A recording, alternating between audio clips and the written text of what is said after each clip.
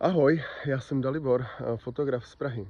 A to, co vidíte za mnou, to je náš opuštěný statek. To je knížecí dvůr, který patřil k Schwarzenberskému zámku v Postoloprtech a my jsme se rozhodli, že ho opravíme. Přestěhovali jsme se sem s manželkou a dcerami a vyměnili jsme pohodlí pražského bytu za tu realitu, kterou vidíte za mnou.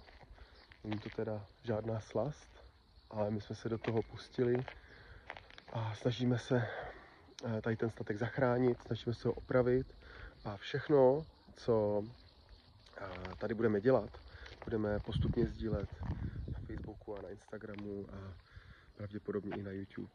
Takže pokud vás to zajímá, jak probíhá rekonstrukce takového monstra, takových latifundí, tak si nás přidejte, sdílejte a dívejte se, jak tady bojujeme. Budeme rádi. Děkujeme.